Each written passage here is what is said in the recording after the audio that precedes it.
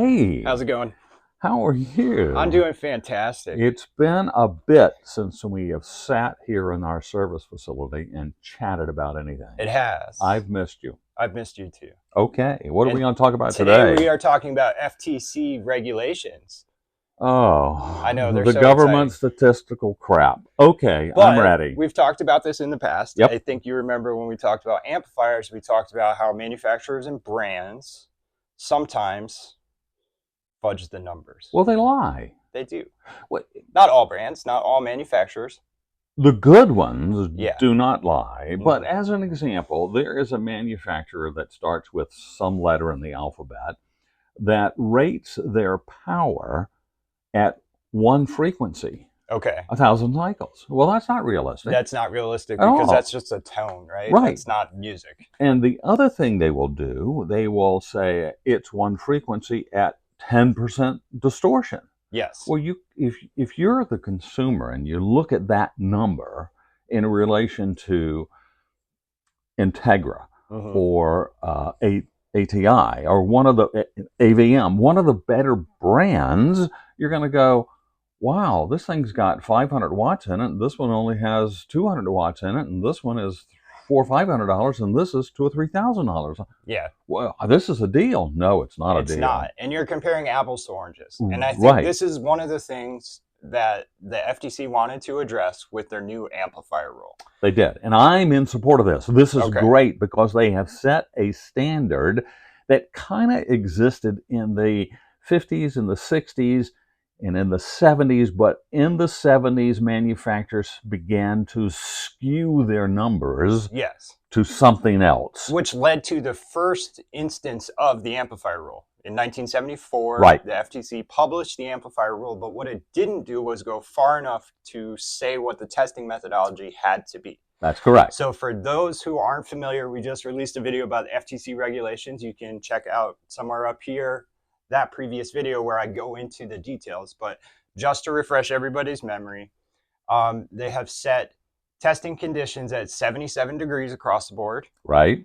They have to be at 8 ohms. Correct. Operating on all channels driven between 20 and 20,000 kilohertz. Correct. With 1% Distortion. THD plus noise. Not just THD distortion and noise. And noise. intermodulation noise. Yes. That is correct. And Yes. that has been the standard that our company has had conversations with consumers about Yes. forever. Yeah. Because that's a number that has the ability to compare and compare and compare. So when you Yes. look at a brand that starts with B and they have some other number, Mm-hmm. you have to translate that number Into to something. the FTC's current specifications or what we Yes. have used forever.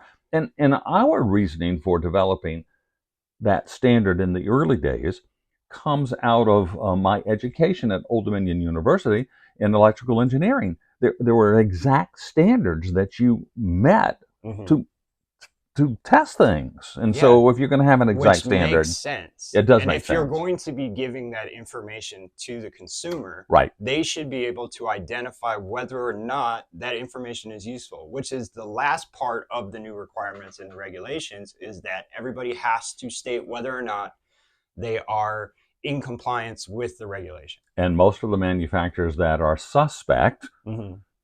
will not. They will say, we have not met the FTC's standards, and they will put it in very fine print.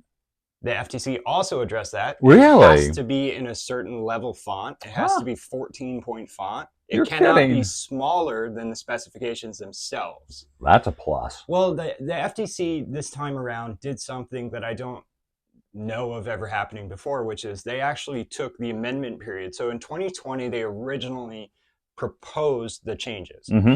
And then they waited 4 years and took in a whole lot of comments from manufacturers, from consumers, and from retailers saying what changes need to be made. Originally, they proposed 0.1% THD. Yeah, but Which some is manufacturers, insane. There's a lot of products that can't get do that that. low, especially No. especially tube amplifiers. Well, yeah, tube amplifiers have some problems there, but who has the most problems was the inexpensive stuff.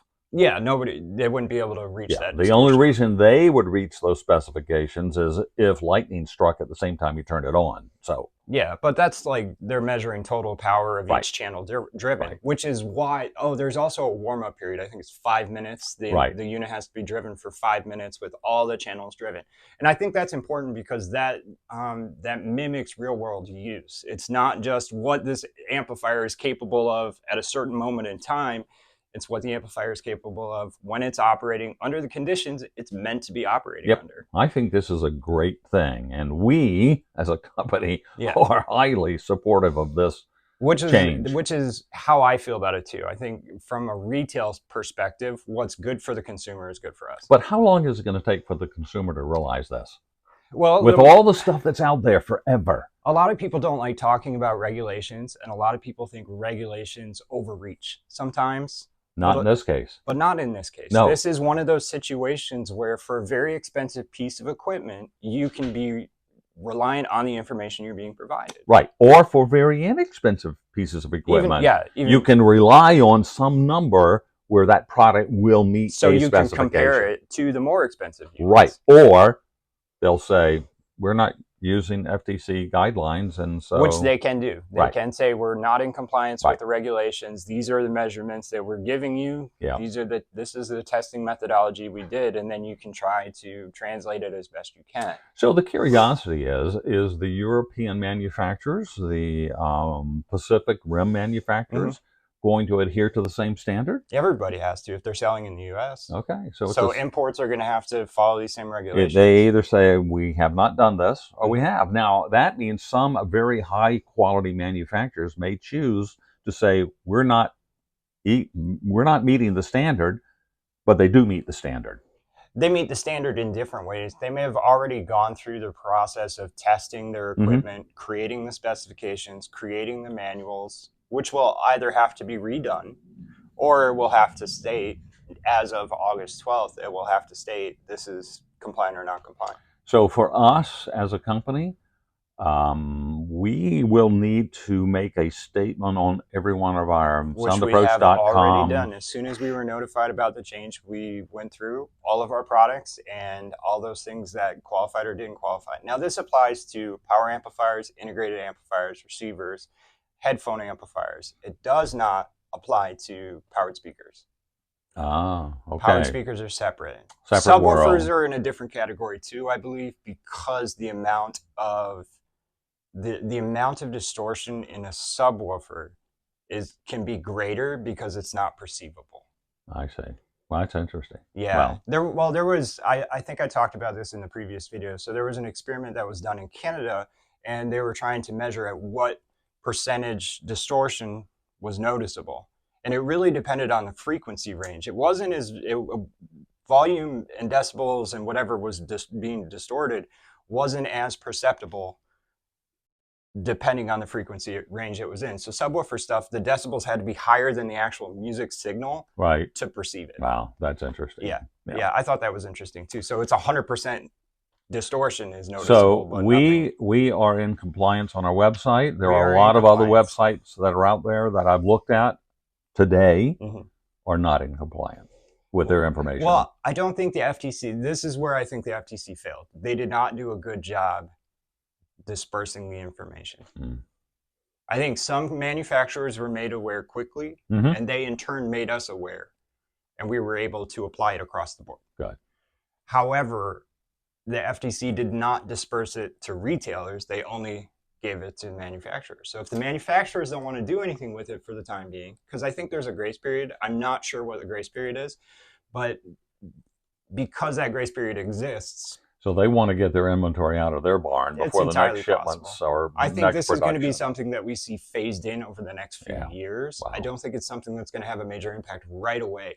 But when you're looking at specifications, it's important to understand that this is out there, it is a thing, and it is something that you should be paying attention to as a consumer. So we are still going to have to point out in our conversations with people who call us that variation difference that may exist. And I think the question right now is going to be, why is this not compliant?